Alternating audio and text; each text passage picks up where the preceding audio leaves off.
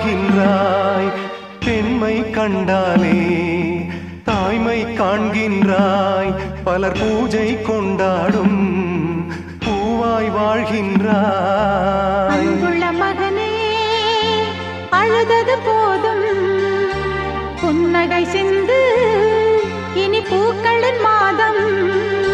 கடவுளும் நீயும் ஒரு தாய் பிள்ளை, இருவரும் தனிமரம் தானே.